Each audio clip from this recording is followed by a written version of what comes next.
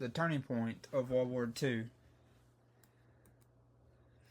Today's objectives, and today you'll be able to explain the strategic importance of D-Day in World War II and understand the planning and execution of the D-Day landings. So, first off, why does D-Day matter? To start off, it is the largest amphibious invasion in history of every war. Almost over 156,000 Allied troops, that's combining between the U.S., Britain, Canada, France. All of the Allies came together. It also opened up the Western Front. Germany was only fighting Russia in the Eastern Front, so they could focus just on Russia. So this opens up the Western Front so that Germany has to split their troops between the two different fronts. It is also a major turning point in World War II. It marked the beginning of the end for Nazi control in Europe. It also showcases a major coordination and planning. The naval, air, and land forces all work together to make this possible. So question 1.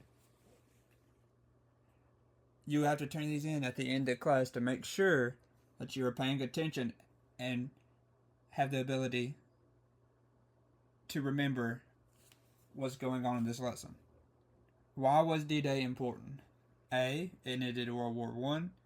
B. It began the Allied invasion of Western Europe. C. It was the first battle of World War II. Or D. It defeated Japan immediately.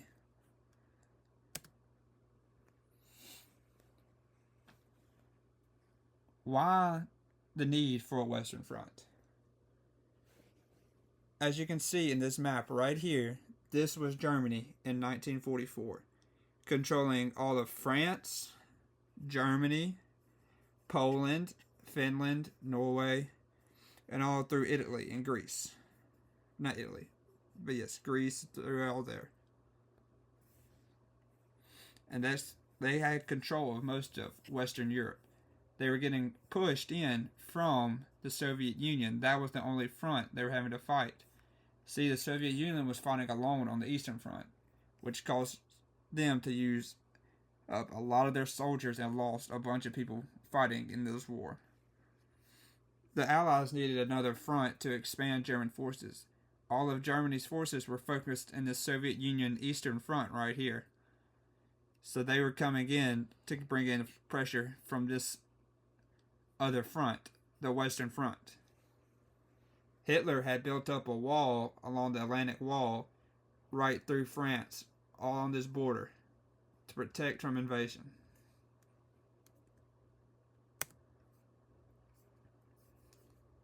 Planning of Operation Overlord, led by General Dwight D. Eisenhower, who later became President of the United States because of his feats in this operation.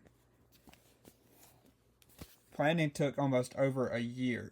It involved the U.S., Britain, Canada, and other Allied troops all working in unison to bring this plan to fruition.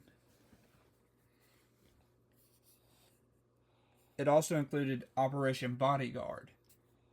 This was a deception plan using fake armies, inflatable tanks, and false radio messages that were meant for Germany to intercept and to be able to decipher. All of this was, they used the fake plan to con invasion or fake out Germany so they would think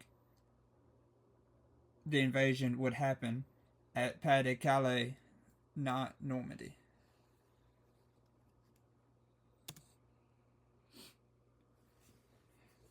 But the actual invasion was spread out onto 5 different beaches. So the U.S. landed at Utah and Omaha. Britain landed at Gold. Canada landed at Juneau. And Britain also landed at Sword. Omaha Beach is where they faced the most resistance at. That's where the most casualties and where you see all of the pictures from in this war.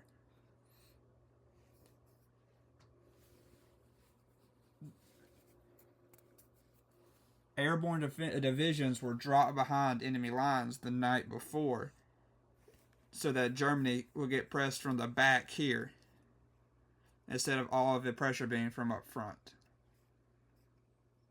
They also used naval bombardments that targeted German bunkers and guns that were stationed on the beach before the landing. They also had to deal with poor weather, which caused rough seas and that reduced visibility and delayed the paratroopers. Question 2. What was Operation Bodyguard? Was it A, a German attack plan, B, a deception strategy to confuse the Germans, C, a training camp for soldiers, or D, a type of weapon?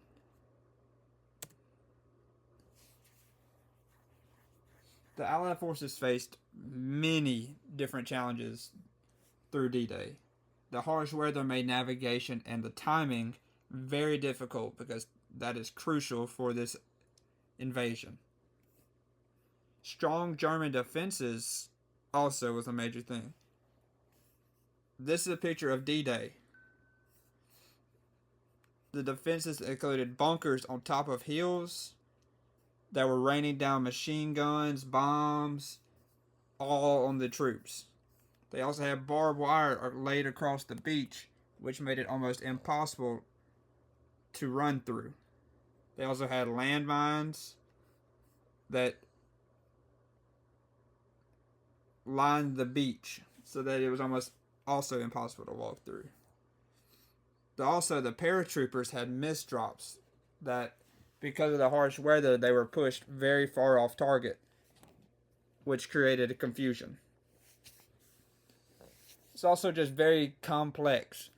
Coordination of thousands of ships, aircraft, and troops needed precise timing and execution, which is always not the case in the midst of a war.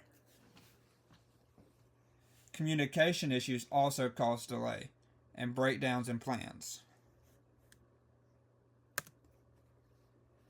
The outcome, however, was a successful foothold in France, which then led to the liberation of Paris, the capital of France, in August 1944.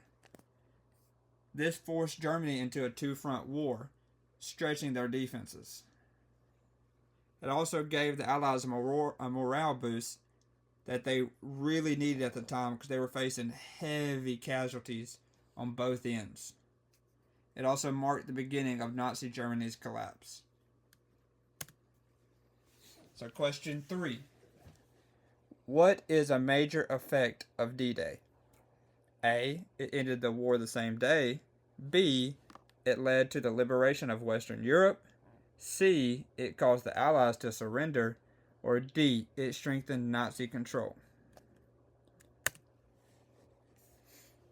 To sum all this up, D-Day shaped the outcome of World War II by giving Allies the momentum they needed to win the war. It also showed how planning, bravery, and teamwork can overcome massive challenges in war. It remains a symbol of sacrifice and the human cost of war with the countless tragedies that lined that beach. It reminds us that history changes when nations work together. Here's a video that I'm going to briefly play for you. To say that there's a lot riding on D-Day, Operation Overlord, is a massive understatement. Operation Overlord is the culmination of years of effort by Franklin Roosevelt to convince Americans that they needed to be prepared for the war. And then once we entered the war, taking an army of just a couple 100,000 and building it up, putting people into uniform by the millions. Just the logistics of that alone is pretty staggering. And training all those folks and outfitting all those folks. It is the largest military operation ever undertaken in history.